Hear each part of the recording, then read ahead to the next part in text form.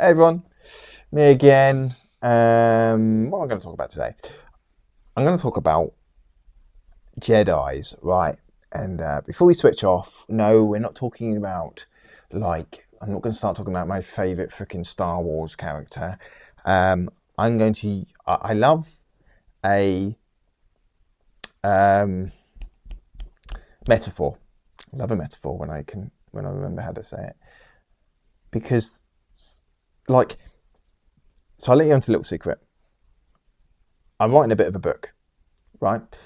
And why am I writing this book? Not because I think I'm an expert, but actually because I have loads and loads and loads of neuroscience, psychology books, because I feel that you learn something from everything. There's not just one book you can get which is going to give you all the knowledge. It's the same as there's not one person who's going to give you all the knowledge. That's why I follow loads of people on Instagram who talk about the same thing as me, because each person might trigger in me something, and then I think about it. Oh yeah, that's good, and then I go down my own kind of little way. The same as books, but I find for me, I find reading quite hard. I'd much rather watch it on TV or play a game or something. I don't even read novels really. I find myself getting distracted. So I like to use metaphors because I believe picture speaks 1,000 words. And I haven't been diagnosed with any neurodiversities or anything, and who knows, maybe I am. But I like pictures, and I like the way you can interpretate them and stuff like that. So we're going to talk about Star Wars, and we're going to talk about Jedi's because it's a metaphor that I really want to explain. So, and most people know the Star Wars story, right? So, Luke Skywalker, right? Darth Vader, or Yoda, or whatever. Yoda. We use Yoda and we use Darth Vader, right? Okay. So, most people on Star Wars have been through something pretty shit, right? Something like the planet got blown up by the Death Star, or someone's got heads got chopped off by a lightsaber. The Empire's pretty bad. It goes around fucking people up and their worlds, right? So you can have two people, Darth Vader, or not Darth Vader, Anakin. Yeah, Anakin, right? So Anakin starts off pretty good, right? He's a Jedi. He wants to do good, yada, yada, yada. But his life is pretty fucked up, right? He's got some pretty bad trauma going on, right? And he doesn't really know how to deal with it, right? So he has a choice, okay? He's got all this power, and he can either take the light side or the dark side of the Force. Hopefully you see where we're going here. So imagine someone has gone through a really traumatic event. Okay, say it's a split up, right? Or something really bad split up. A lot of emotions flying around, etc., etc. It's kind of the end of an era, all right? And you theoretically have two choices, right? You can learn from the experience, or you can let the experience take you. Okay, and this is what I'm saying about the dark side, right? It's quite a good explanation when they say when we were talking about anger, right? Anger's extremely powerful, right? One of the most powerful emotions, in unequal to love, right? Or forgiveness, right? Forgiveness is pretty powerful, right? So anger is what they say. Anger is pretty much sadness with fear stuffed on the side of it, right? Anger really isn't an emotion on its own. Anger is a sum of two emotions. One that's sad or shame, okay, and fear, okay, and those two emotions are very different. And what happens is when they're plugged together, your brain doesn't know what to do. So it goes back into that flight or fight that I was spoken about before, and it goes, what can I use? What's going to sort it right now? Real powerful. Ego jumps in, right? Ego's like your who you are, right? So ego's like defensive, right? If they've done that to me, I'm not going to let them get away with that, because who would I be if I let them get away with it? Same, you know, a lot of road rage and that's ego, right? I won't let them get away with that. You know, how dare they? Do they know who I am? No, it's kind of crap. It's a false errand, right? So anyway, going back to Jedi. So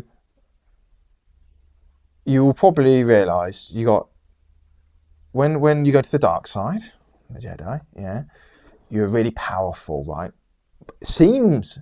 Initially it seems a lot more powerful than the light, right? Than the light, yeah. You know, really powerful, fucking electric shit coming out of your hands and stuff. But it's very fleeting, okay? They always want more. And you realise that not many people from the dark side look very good, do they? They're normally physically quite fucked up, yeah? Face, mask, all that kind of stuff, right? Light, not so much. And that's a really good thing to keep in mind when you're thinking about the paths that you take from trauma. And that's not to say that you can't go start on the dark side and then come back to the light. I did it, okay? I had a really big health scare, and it took away everything that I thought I could do, everything that I had built my ego on, you know, like, this is me, this is what I can do, and this is what my future is like. I had the health scare, or the health issue, right? It stopped me doing a load of things. I couldn't do what I wanted to do before, okay? So what did I do? I fought it. Ego, I ain't going to let you tell me what to do, even though it's my own body. I'm going to do what I want to do. And I'm going to use loads of different things to prevent the inevitable truth coming round, right? Like either drinking or fraternizing or gymming or napping coffee down or going on to another stupid like event. Talk about that later. To cover up what I feel, right? So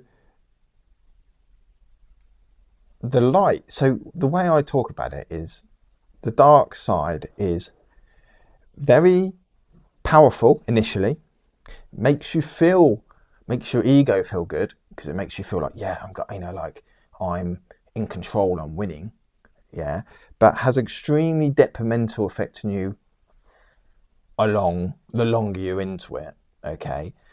And is extremely short, okay? So and the more you do it, the more of a detrimental effect it has on you, okay? Because as humans, naturally, we're not nasty people, right? So if you are trying to hurt someone else through your emotions, which you can't control and you don't feel comfortable about, and you're using anger and hate and manipulation and like stealing and all this kind of stuff, they're not good things for you, for your soul, you know, for the way you feel about yourself. You don't wake up and you don't look in the mirror and go, I'm a great person, I'm doing other humans well, and I'm really impacting the world in a wonderful way. You don't do that. And the issue with the dark side, it is in a vicious circle. If I was going to draw a graph, it'd be a little blip and then down below the zero line, and then another dip, exactly the same height, or another peak, another same height, but down even further. And so you get this down further. You're not going any higher, but you're getting lower, okay? And all of these, and it is medically known. There's been research into it that when you deal with these emotions, when you deal with this stress, when you deal with this hate, you hold it in here, right?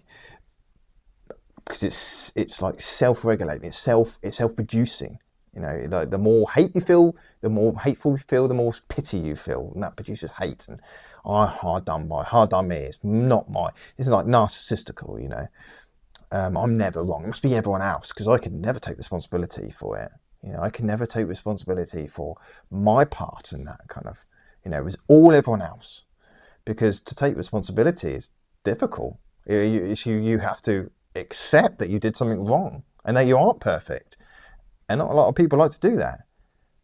But to do that is it sets you free, you know, because to accept it means it doesn't have a hold on you anymore. And I've done a lot of this.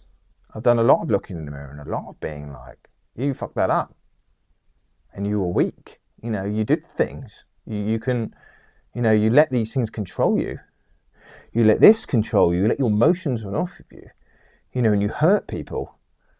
You know, and but to accept that and be like, I'm human, and I was just doing my best, and yeah, you know, it's no one else's real fault. You know, maybe it's a bit unlucky, but no one else's real fault.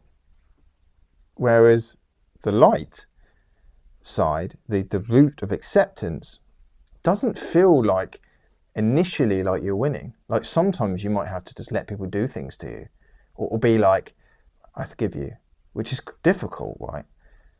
Really difficult. But the point is, you're growing, you're digging up. So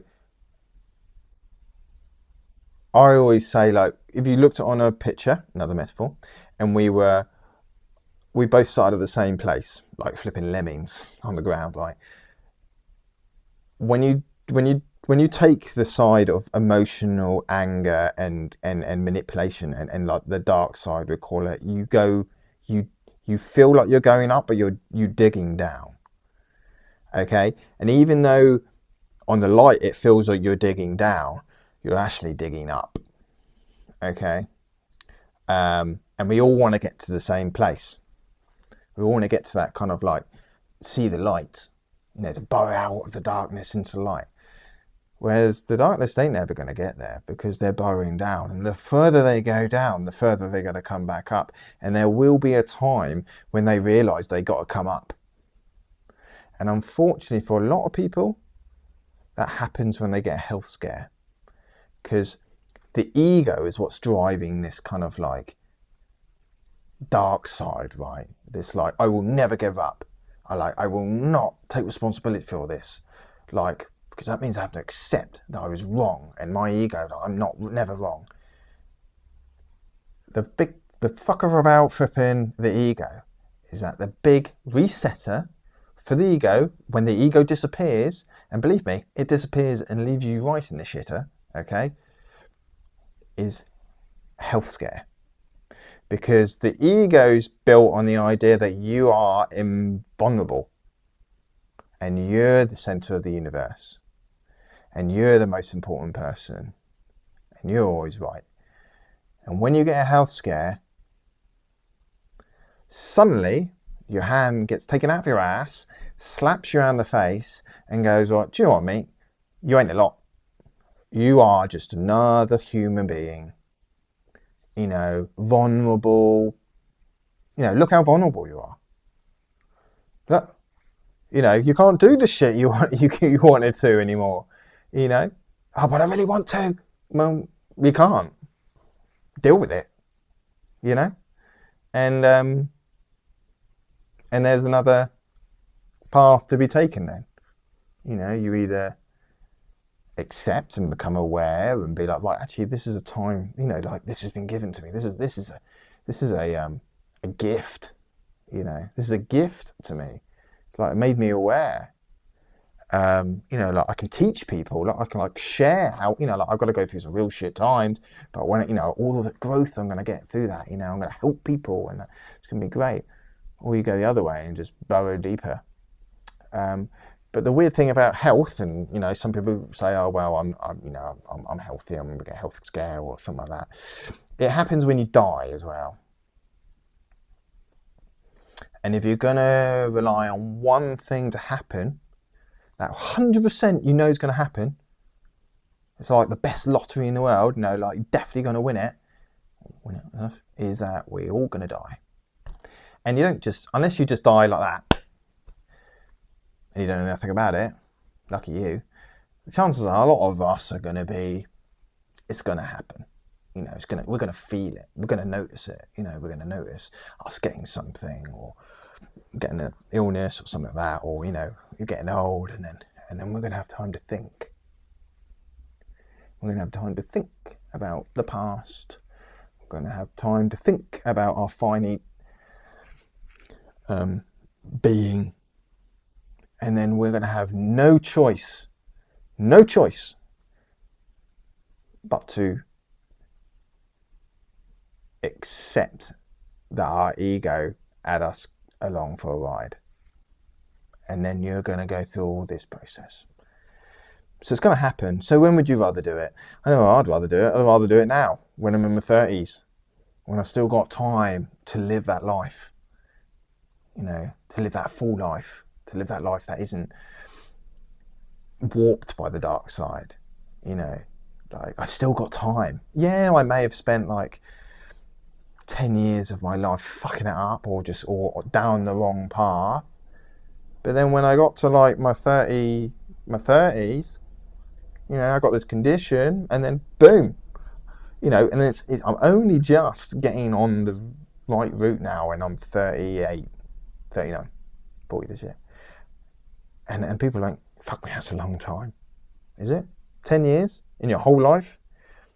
And through that, you're learning all the time, like growth, you know, you feel great. You feel great, you don't feel great. You feel like purposeful, you know, you end up ditching the shit that didn't, you know, you realise things, people, jobs, relationships, they were all built on a lie. They weren't serving you, you know, like, so you get rid of them. And then that's difficult, and they don't like it. You know, they say, oh, yeah, but that's fine, because they're not aware anymore. They're not aware. And that's fine. You don't have to wait for them to catch up.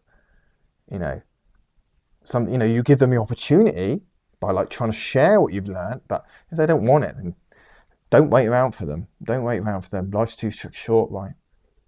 And so, yeah, so this like self-growth thing is amazing, you know, and some things can be upsetting, you know, like I've many things, you know, some of the people that I thought I could rely on were not fucking there for me.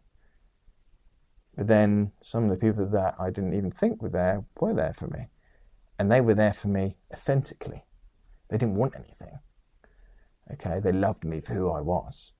You know, so you get rid of stuff, but you also gain loads. And it's real.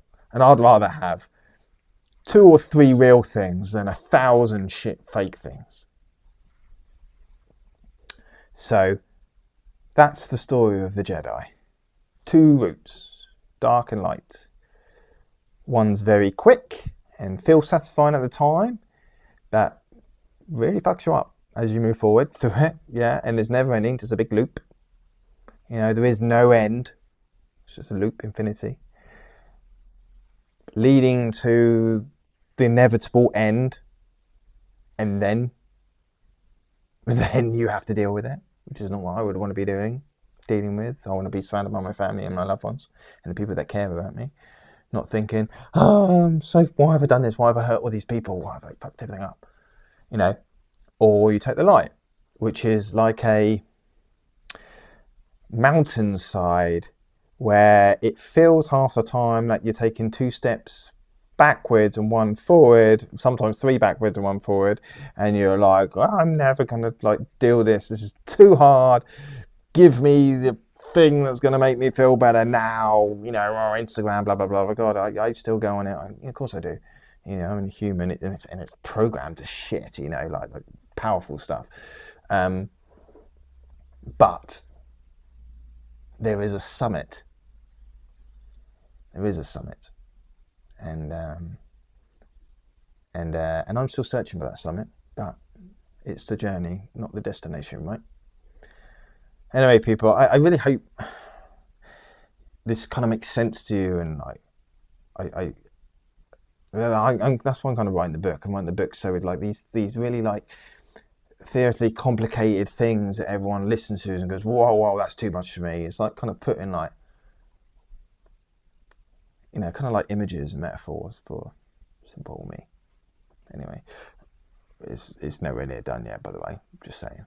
But I'll let you know when it is. Anyway, peace, people. Laters.